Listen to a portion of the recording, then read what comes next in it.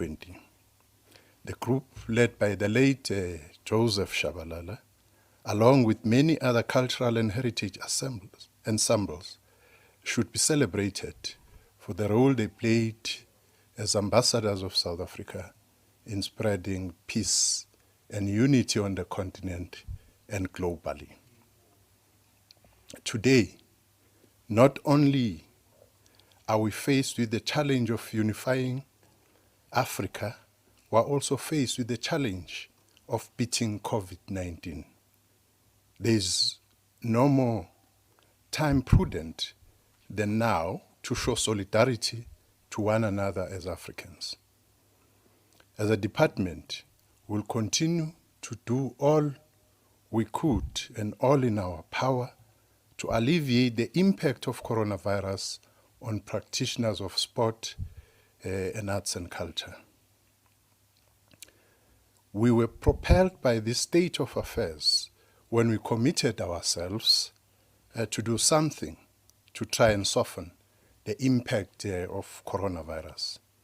On the 25th of March, we announced a 150 million relief fund to assist artists, athletes, technical personnel, and the core ecosystem of the sector nationally.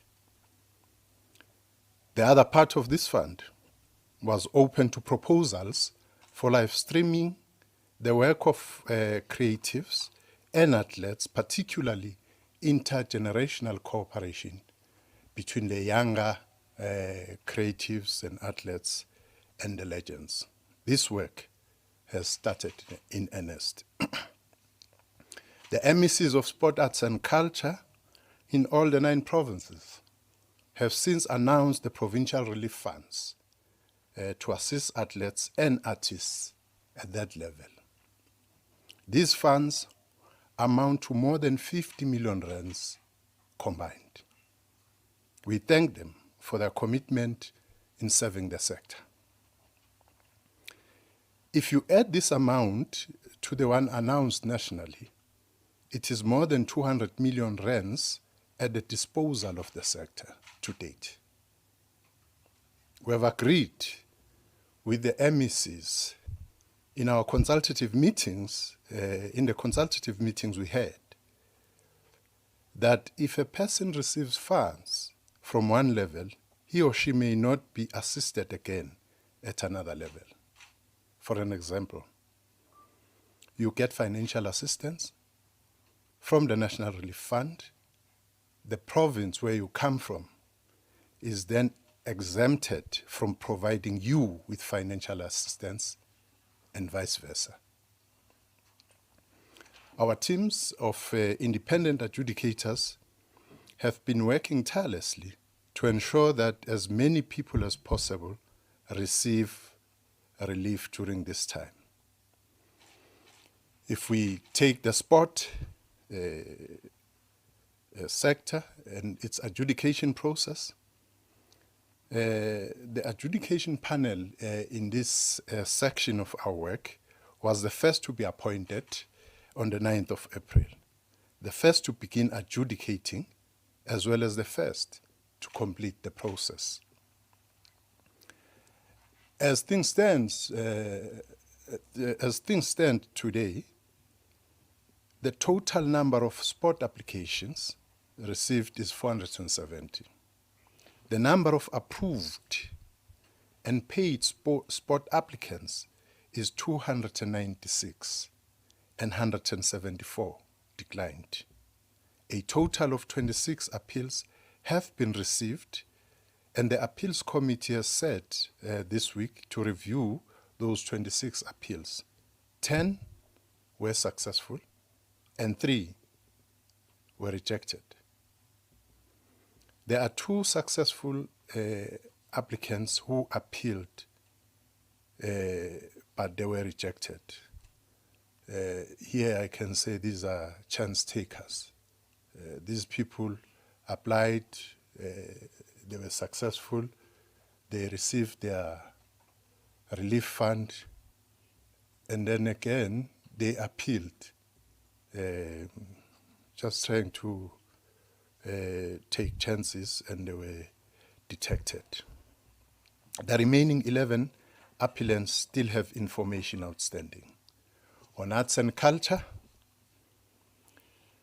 the adjudication process was not without its glitches. However, we have been rectifying these as we move on and have made significant progress.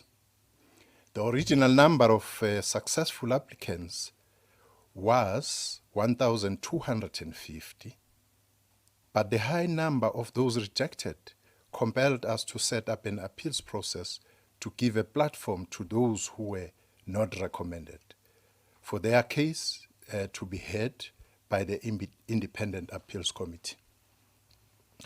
We did make a point here last time that we were concerned by the high number of people whose application was declined by the adjudication committees, and of particular importance to us is that most of those people who were declined happen to be coming from historically disadvantaged communities. And you could see that they desperately need this assistance. So we decided that we need to look into the ways of ensuring that at the end of the day, those who desperately need assistance do get it within the confines of the legal precept. As a result, the number of successful applicants has increased to 1,520, therefore reducing the number of those not recommended from 1,930 to 1,660. And the number will continue to change because of the 1,284 appeals emails that have been received to date. The panel has attended to 698.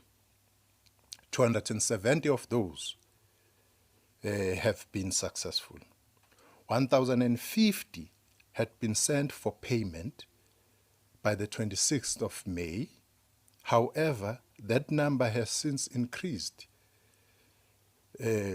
by 270 as of the 29th of May, which came from successful appeals, thus bringing the number ready for payment to 1,320, of which 592 have already been paid. The balance is being attended to every day.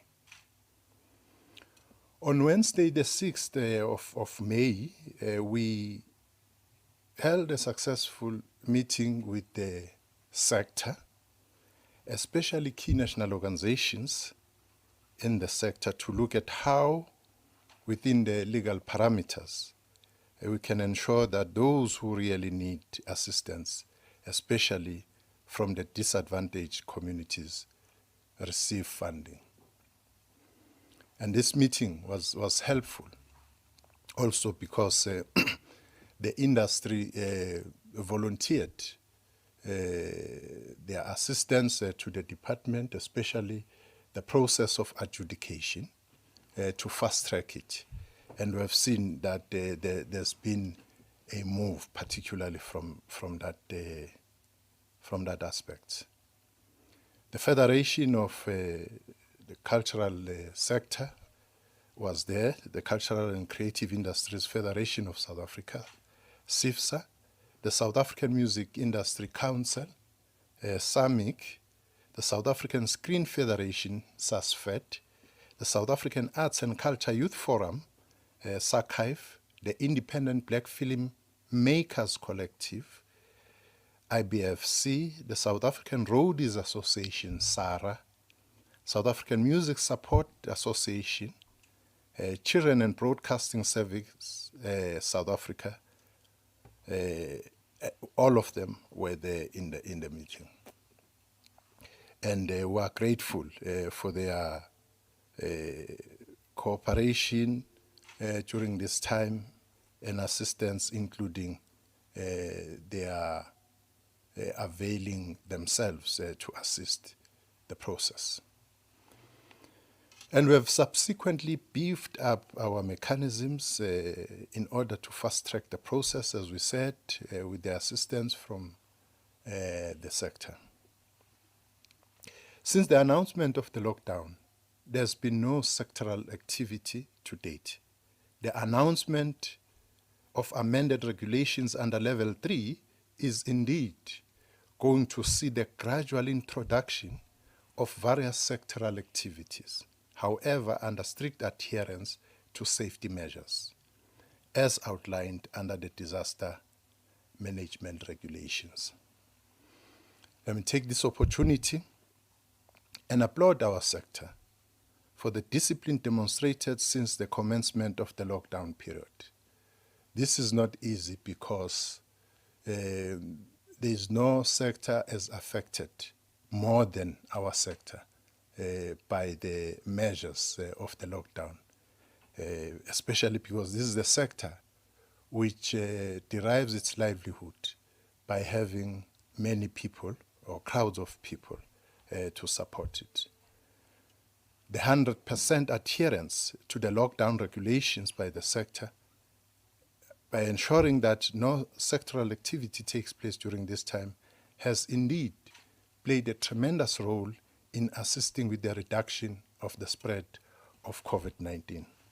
We as the department are committed to rebuilding a better society towards an advancement of the sector beyond COVID-19. We are aware of the daily challenges our athletes and artists, basically because of the measures of the lockdown, they are hungry, and they say it all the time that we can't work, asikwazi ukusebenza silambile, Minister. So the government will continue within its power to do everything possible to ensure that we really soften this blow of COVID-19 to both athletes and artists. DG, I'm going to be dealing with the directions now. As you know that the Minister of COCTA this week announced the starting of the opening of sport, especially non-contact sport. So we'll deal with that draft directions from our side. The Honorable Minister of COCTA, Dr. Nkosazana Dlamini-Zuma, designated under Section 3 of the Disaster Management Act of 2002, Act number 57 of 2002, having declared a national state of disaster, published in Government Gazette,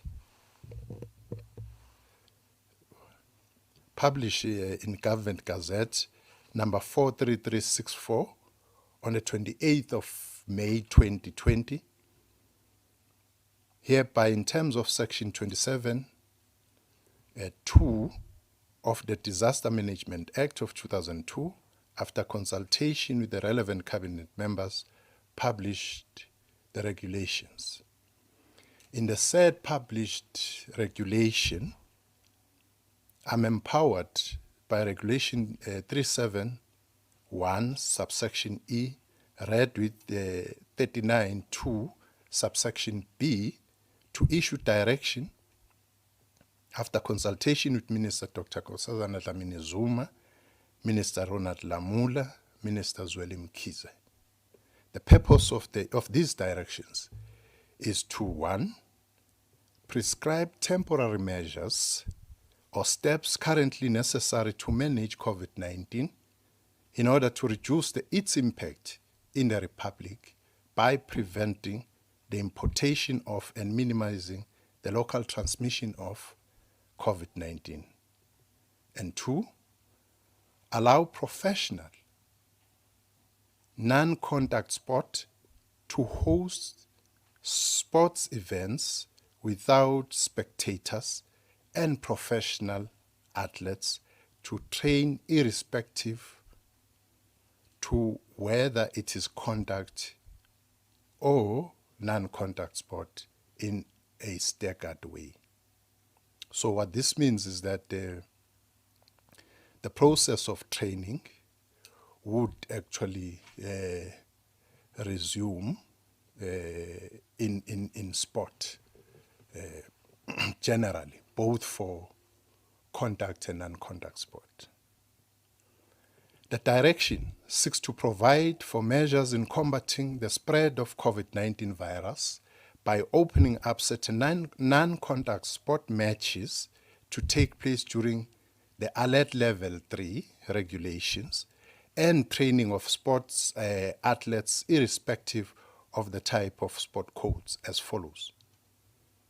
All sporting, arts, cultural and religious events organized or held in a stadium or venue as defined in Section 1 of the Safety at Sport and Recreational Events Act of 2010, Act number 2 of 2010, are prohibited except religious gatherings at a faith-based institution whereby not more than 50 people are in attendance, and professional non-contact sporting events for the purpose of preparation, major multi-coded sport events, international championships, national championships, local leagues at club, provincial, national level, excluding combat sport until the minister directs otherwise or the national state of disaster terminates, whichever occurs first. On resumption of non-contact sport and training, sport grounds, fields, and swimming pools for non-contact sport and training for professional athletes may resume in compliance with the health protocol without any spectators. All sport bodies must, within 14 days after the publication of these directions, inform the minister in writing as to the date of resumption and further provide an operational guideline, including a guarantee in the form of affidavits related to the testing of all officials before resumption for training and matches. So it's not automatic. You think you are ready, you within 14 days of the published directions, you then write to the minister and you explain your story in a clear way. All sports bodies and professional clubs must develop and implement policies and procedures for their workforce contact tracing following employee COVID-19 test. All sport bodies and professional clubs must ensure that athletes and their support staff be subjected to quarantine for 14 days pending the test results. Only determined non-contact professional sport may resume matches after compliance with all provisions of this direction as per Annexure 1. Here we're, for now, talking about professional sport, because here we have a chance and capacity to monitor. It's not open for everybody at this stage. As we said, that we are following a staggered approach in opening of the matches. Transportation of all athletes, players, support staff must comply with transport directions issued by the Minister of Transport. On the testing and screening of players and support staff, 1, any professional athletes and support staff who test positive may not be allowed to train or participate in any training or matches. 2, All officials, including players, athletes, match officials, support staff, journalists, and television crew, including radio commentators, must be subjected to temperature screening before they enter the venue or stadium. 3. Any person with suspected high temperature may not be allowed to enter the venue or stadium. 4. Resumption of non-contact sport training and matches in areas declared as hotspots by the Minister of Cooperative Governance and Traditional Affairs upon recommendation by a cabinet member responsible for health and in consultation with cabinet is prohibited. On sanitation of the training field, the stadium, sports grounds, fields, dressing rooms, and other facilities within the precinct of the stadium must be sanitized before any resumption of training and matches. 2. The chosen facility must be subjected to a thorough cleaning and disinfecting process prior to the arrival of any support staff and players, following the advice issued by the health authorities and the relevant professionals. 3. The venue owner must ensure that specific areas and equipment that come into frequent direct contact with individuals, including but not limited to doorknobs, door bars, door keypads, chairs, armrests, tabletops, light switches, handrails, toilet flush mechanisms, water taps, elevator buttons, medical treatment beds and surfaces, gym equipment, all equipment, machines, balls, keyboards, mice, touchscreen monitors, tablets, and trackpads are thoroughly cleaned even more frequently, where reasonably practical after each conduct. We now move on the control measures. All appropriate information must be displayed in prominent places within the facility. 2, there should be limit in the number of personnel in the stadium, change room, training area in any given time, as by the health protocols must be worn by all personnel entering the facilities, provided that the professional athletes shall not be required to wear masks when training or participating in matches. Only individual pre-packed meals with disposable drinking bottles are allowed in the facility. No person is allowed to share water bottle with any other person. The facilities, stadiums, sport grounds, field and venue must provide proper laundry facility. All doors must remain open where feasible to reduce contact and ensure adequate ventilation. A dedicated isolation area for use by any individual who exhibits symptoms of COVID-19 whilst at work or in training must be identified. Physical distancing during training must be encouraged and be observed. The following activities are prohibited: massages, physiotherapy, except for injured players, ice baths, and saunas. The monitoring and compliance. Sports bodies or club must ensure that athletes, players, and support staff before returning to training or playing should 1. Give written confirmation to the COVID-19 compliance officer or nominated operational personnel that they are, to the best of their knowledge, currently free from COVID-19. They have not had any symptoms of COVID-19, such as high temperature or fever, a new continuous cough, or new unexplained shortness of breath in the 14 days immediately prior to the resumption of training or playing. They have not been in contact with a COVID-19 confirmed or suspected case in 14 days immediately prior to the resumption of training or playing.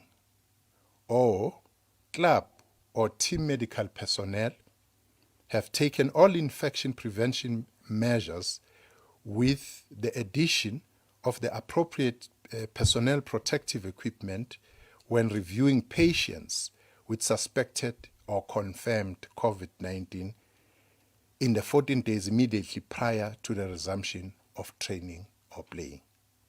Where available, provide written evidence of any relevant COVID-19 testing or immunization that has been validated and recommended by a recognized health practitioner or health facility to compliance officer, that they commit to abide by all the stipulated precautions. Also, ensure compliance with minimum standards, including the following: pre-match medical compliance, stadium compliance, team compliance, field base compliance, officials compliance, and league compliance. The department may deploy officials to monitor the compliance with the directions as and when the need arises. On the appointment of compliance officer, sport bodies or clubs must appoint compliant officers in writing before any resumption of training and matches to mitigate on the compliance with the regulation and the spread of COVID-19. These directions shall be public entities under the Department of Sport, Arts and Culture, including sports federations, sport clubs, the confederation, professional leagues, sport bodies, and events relating thereto. These draft directions will be presented to and considered by the legal and regulatory measures workstream of the net joints and subsequently forwarded to the Office of the Chief State Law Advisor of the Department of Justice and Constitutional Development for legal opinion. Thank you for your attention.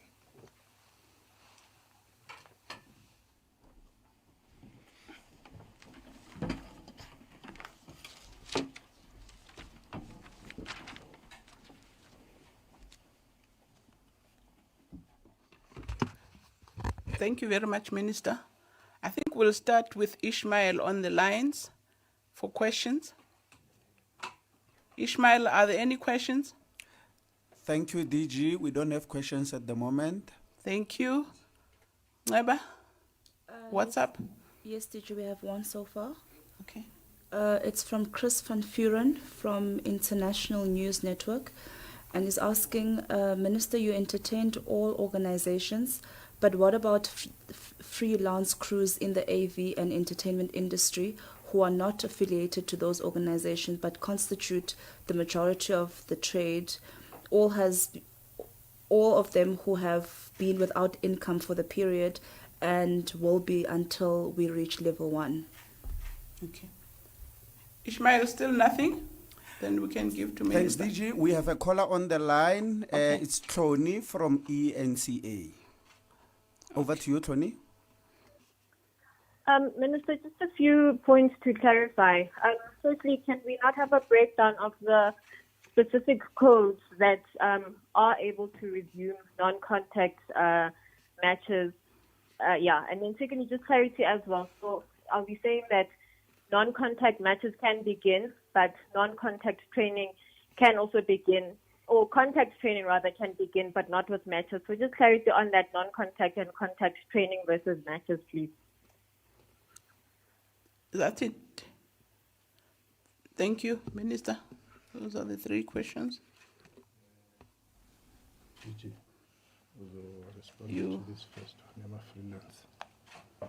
You can respond also from there, but you can also come here. Yeah. But I think it's better when you stand.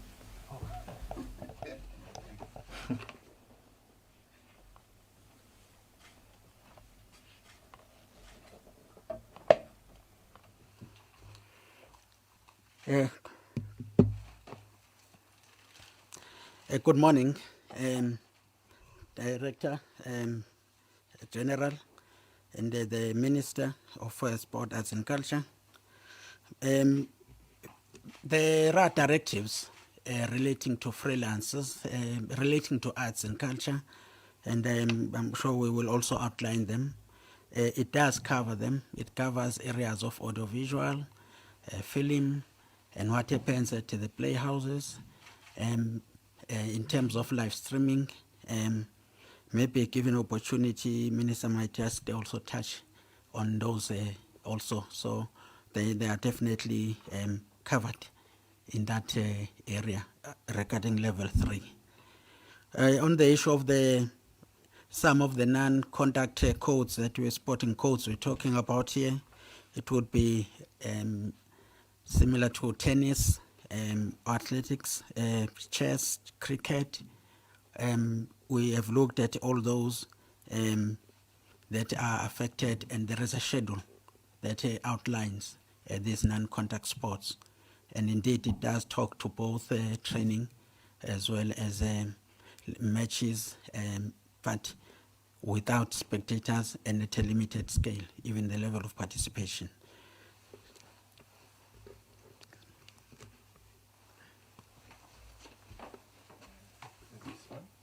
You want to add? Yeah. 1, 2. Yeah. Okay. Thanks.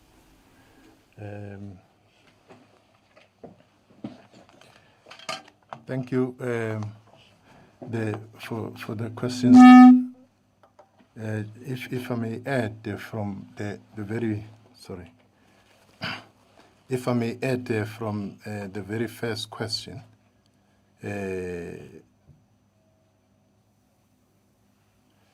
The DG, I thought, is going to read the directions related to what he referred to on the creatives.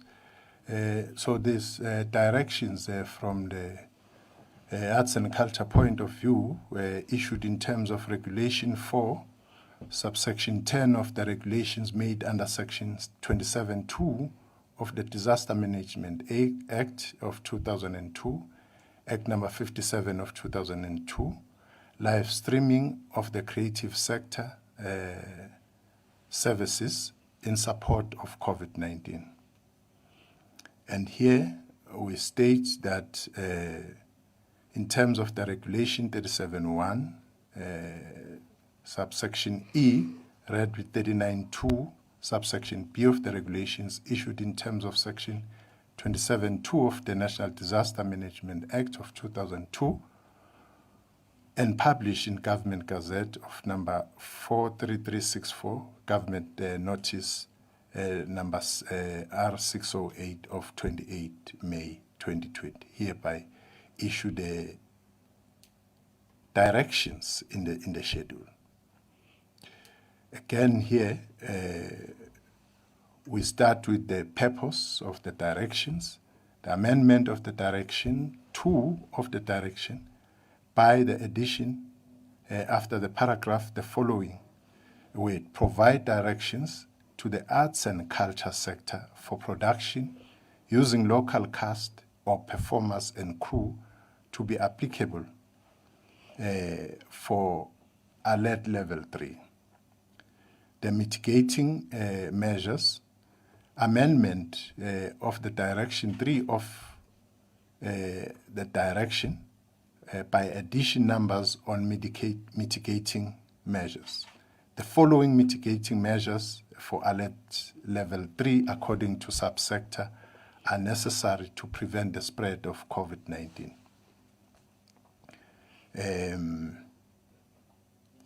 The performing arts institutions or playhouses that have relevant infrastructure or facilities used for the creation and production of local content. The mitigating measures here is that these facilities can produce content for streaming and live streaming without audiences, monologues, minimal cost, and technical support required. Production take place in compliance with Regulation 28.2 of the regulations, which requires that a compliance officer to ensure that safety controls are strictly adhered to and designated. It also covers film and television production using local cast, living legends and crew.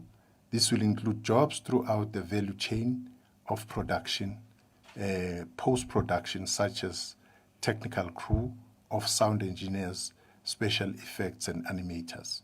So we can go on and on, but you'll see that in all these sections, whether it's visual arts, craft and design, whether it's music recordings for local broadcast, and so on, they have at the heart of it freelancers. And by the way, freelancers, as we indicated last time, have applied, some of them have applied for the relief fund, and some of them are part of the people who are continuously benefiting out of the fund. Thank you very much. Thank you very much, Minister. We'll take last round. If there's any on the line, Ishmael. Thanks, DG. On the line, we have Max Straydom from Times Live. Over to you, Max. Yeah, hello. Hi, Minister and DG. Thank you very much. Mark Straydom from Times Live. The question, I'm just going to refer back to the previous question. It wasn't quite answered. We're just seeking clarification. Obviously, we understand non-contact sports can come back in matches. But just particular to contact sports, particularly cricket, rugby, and football, from what I'm understanding of the regulations, training is allowed if it's non-contact. Can those sports come back to training even though they are prohibited in matches? If that training is simply fitness training and it complies with the regulations, can contact sports come back to training even though their matches are still not allowed? That is just specific to contact sports. Thank you. Thank you. Is that the only one, Ishmael? Yes, DG, that's all. Thanks. Thank you. Eba? Thank you, DG. Lloyd Bernard from Sports 24 is asking, the football and rugby industries, like many during this difficult time, have been crippled at a professional level over the last 2 months. Am I correct in assuming that under the new regulations, professional rugby and soccer teams can go back to training, but their respective leagues cannot go ahead? Can you please elaborate on the discussions with SA Rugby and SAFA and how their roadmap back to play looks like? Craig Ray from sports editor at the Daily Maverick is asking, Minister asked football to guide him in a briefing several weeks ago. Can you please clarify what return to play protocols football and rugby in particular have submitted? How much guidance is government taken from FIFA and World Rugby on return to play protocols, which has seen the resumption of some leagues and tournaments? And lastly, Jolene van Wyk from Media 24 is asking, will surfing be allowed under level 3? Thank you, DG. Thank you. I think those are the last questions, and I'm handing over to the Minister. Thank you. The last question, DG will take, and the roadmap from the sporting codes which we have been engaging in over a period of time. The last such consultation was yesterday. But to Mark, yes, Mark, you are correct. all sporting codes would be expected back on training. You'd realize that our athletes have not been in training, and we do not want to have them out of shape forever. So the process of training would ensue for both contact and non-contact sport. And we are correct to say that from the point of view of non-contact sport, it's both training and resumption and of playing. But from contact sport, it's only at the training level. The DG did mention the sporting codes. On football, to give us their views and so on, we are doing that. We are meeting them continuously. As you know, that there are processes within football itself, between the mother body of football in the country, which is SAFA, and the professional league, the PSL. So we are in consultation, and we'll continue to do that. But as you know, that football is one contact sport, is not open for resumption, as we mentioned now here at the alert level 3, that it's only going to be non-contact sport, which is going to resume play. So, yeah, that's it. And the last two questions, DG is going to take them.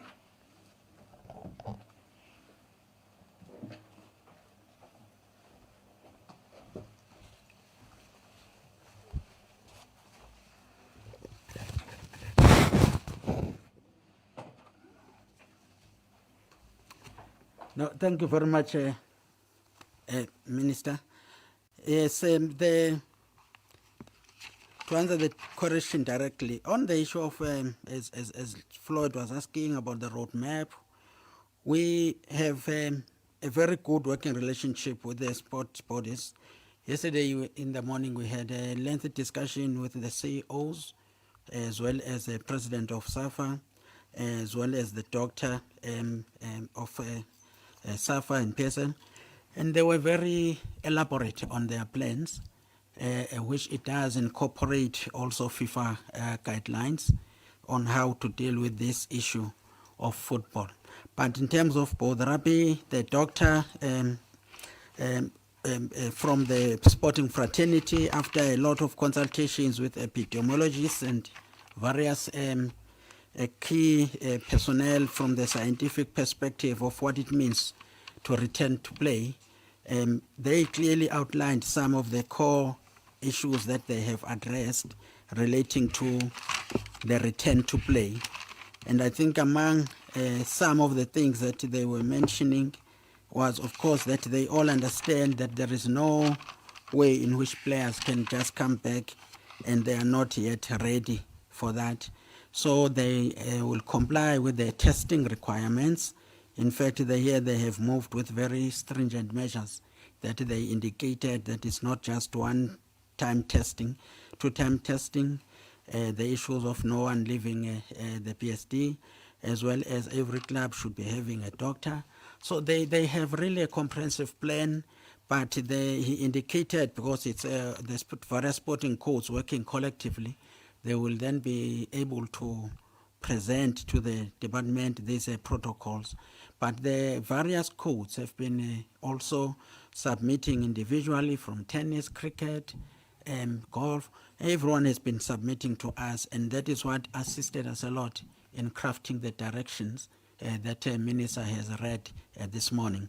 We are confident that the FIFA, on the side of football, while South Africa is in a unique situation where we're dealing with a situation of spike because it's winter period, as a Minister of Health had indicated, and I think constantly that we are dealing with a very strange situation here, because remember, Europe is getting out of winter, and yet South Africa is entering the winter period, where this virus is likely to have a negative, higher impact. So all these, in terms of from the football perspective, was also made clear to us in our engagement that based on that, their protocols also have considered the risk that is associated with the easing and the return to play, while it coincides with a period of likely a spike during winter. So I am confident that all the sporting codes and the federations have done the best they can to adhere to FIFA protocols, and we are going to continue to work with them in this regard. The last question, if I'm correct, this issue, surfing and water and the virus, has been one of the very complex discussions based on scientific versions. There is a version of this virus thriving in cold environments, and therefore then being a risk that people, if they are a group or swimming together, if it is a swimming games, there is a risk. But there are those who say there is chlorine, which attacks and destroys the virus. On the other hand, the issue of surfing, because it's an open water, those issues are the matters that we need to then discuss. For surfing, at least happens where it's individuals who are involved there, and it's an open water environment like on the sea. So we will engage with the surfers associations to deal with the matter. But indeed, as long as it's part of the non-contact sport, they are covered as per the directions that have been indicated and read out by the minister. I hope I have answered the questions, DG, as raised by Lloyd. Thanks very much.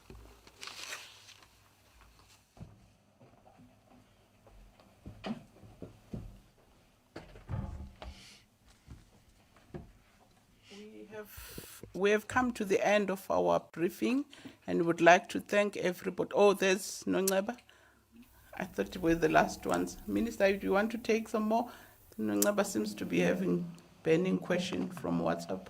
Yes, DG, it's only 3, and I think but there might also be a caller on the line. Oh, we thought we said it's the last, but it's fine. Sorry, DG. Apologies, DG. They came in as the minister was answering the last round. Okay. Can I proceed? Yes, you Thank can. you very much. Craig from Daily Maverick is asking again, just clarity on the issue of golf courses. Are golf courses now open or not? Because they will not open for 1 or 3 pros, or do they have to apply to open? At the moment, it states facilities are only open for professionals to train, but a golf course cannot open for 1 person if there is only 1 pro. The next question is also related. It's from Vickersberger from Netwerk 24. When will non-contact amateur sports be allowed to resume? This includes golf, surfing and tennis. If not under level 3, under which level? And the last question from Evelyn Morris from Caxton Media in Durban. Recreational sports or sports fishing, which can also be used to feed people. What are the regulations about that? Thank you, DG. Okay, let's then take the last caller. Thanks, DG. On the line, we have Tony. It's a follow-up. She's from ENCA. I have a number of follow-ups, actually. The first one is, can the Minister of the DG please explain to us what the definition of professional is? We're being asked this by federations themselves. So will a sport that has a semi-professional league be able to continue, or is it only, for example, men's cricket, football, and rugby that can continue? And then also, what is the latest on OPEX, Operation Excellence contracts for players? We've been told that players haven't signed their contracts yet, and it's been months actually since they've not had contracts. Also, when in these regulations, is there anything provided specifically on when parasport can return? Because there isn't anything specific about that. And also, can the media possibly be provided with a full list just for reporting purposes so we know which federations or sporting codes are returning? And then, is it possible for sporting codes in hotspots to travel to a non-hotspot area if they want to continue their sport? Thank you very much. I think, Minister, sorry, you're Okay. having a whole No, that's pile. fine. Okay. Did you? And then I'll come.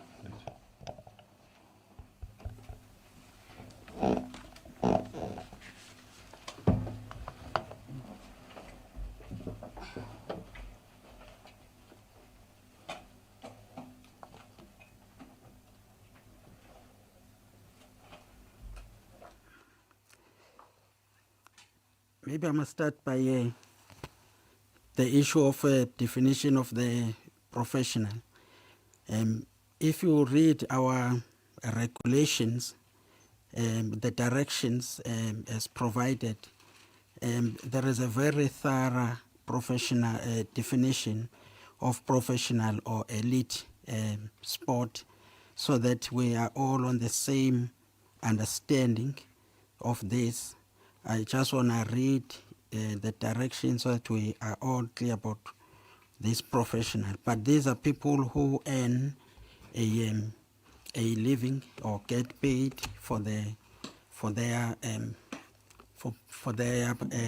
participation in sport, and that's why we also included the issue of the, as it's saying, operational excellence. These are the elite players who are part of that, but taking a part in international or Olympic events of that caliber. So they are covered, and we are clear about what this professional really mean. There is no ambiguity, and the idea was to avoid what Minister regarded as assumed mass participation and amateur participation or participation for recreational purposes. And that is why the definition and the ability to just clarify what do we mean by professional sport and professionals is being covered at this stage. So we do not have a situation where anybody at this stage is going to just be waking up and saying, I'm going to play at level 3. The recreational sport also is not included, but if people want for recreational purposes to keep fit and healthy as amateurs, remember that the general directions does provide for people for purposes of fitness to wake up, and even the restrictions there have been limited in terms of the times that people can be involved in fitness or training or exercises that they can do, as long as they are not in groups or whatever. So professional sport only refers to the sports where the athletes are earning an income through sport, and that is why we are clear around that issue. There is a question that has been raised by Hloni, or that it was the issue of professional and excellence. We are combining both professional as well as elite as part of those sporting athletes that must be allowed to participate. Now, the question by Craig in relation to the golf, as we have indicated, the issue is here at this stage we're talking about professional. And therefore, when we talk about non-contact sport and recreational and having the golf field now open for one person or whatever, we will provide further directions on this matter in clarifying about golf, because golf has been one of the core sports that is now allowed to take place in terms of level 3 as part of the non-contact sport. and the issue of then the numbers on how many people. Remember, sport, the golf course, for instance, first thing, you just need to maintain the golf course. And if they do not have that, they will have a problem. Two, we were looking at the number of players who can be there because they can play at various areas, and they've got caddies who are involved in this, and all those, but because it's non-contact sport, the directions are clear that they are covered. So, Craig, we might have to provide more detail on what you are asking in terms of the numbers, but definitely in level 3, we are having golf as part of the non-contact sport, and was one of the key people who had asked for this opening and opportunity as non-contact sport. Recreational, as I've indicated, at this stage, no, we have not opened for that. Directions are very clear. The reason why professional sport, the process of easing, scientifically is proven that the body needs to adjust. Otherwise, we're going to have professional players who are going to be just waking up. It's level 1. Now they need to go and play. But they have not been training. Their body has not been accustomed to and conditioned to perform at that level. And therefore, then you end up with serious injuries, which will be counterproductive. And remember also that we are dealing with the issue here when we say opening up or easing at level 3. We also have to link this to the economic recovery, and professional sport does generate revenue and everything. So that is why we're starting there, so that we are able to assist the professional bodies to start getting ready and geared towards the opening of competitive games. I'm not sure, Minister, if I've left anything else. The travel to non-hotspots, I think that is very clear in the regulations, the major regulations. Our directions are guided by major regulations, the main regulations. And there is very clear the issue of interface between the hotspot and the non-hotspots is very clear that it should not happen. That is my understanding in terms of regulations. And therefore then you cannot say now with these directions, you overrule the regulations just because now it's about sport. If it is from hotspot, the issue is that we cannot afford to have carriers of the virus now transporting it to a hotspot designated area. So we are not opening those floodgates. We are not changing those rules. They stay in force. And you cannot use these directions to then contravene that you cannot move from a hotspot to a non-hotspot. You become a higher risk to those who have behaved properly to keep their area as a non-hotspot. So we cannot be then in a situation where we encourage that. When will the contact sport happen? That one, Etloni, is quite clear. Level 3, we are dealing with training and preparations. And then, in all probability, depending on the behavior of the virus and the people, at this stage it's envisaged that a contact sport is possible to be at level 1. Okay, Yeah. Just to say that these are draft directions, and even if they've been gazetted, it's not automatic that you are going to wake up in the morning and go and train.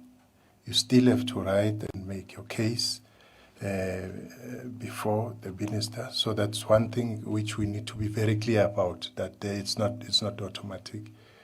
Secondly, that on the creatives, that back to the question of the relief, we are aware that it's the only area of our work which is remaining now, which we are rounding up, concluding, and we will ensure that we strengthen the communication lines so that people know where they stand.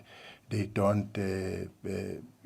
not left without actually knowing where the process is of them getting relief. But we are happy that a lot of people have come back after receiving their relief, and they are happy about that, and we're encouraged.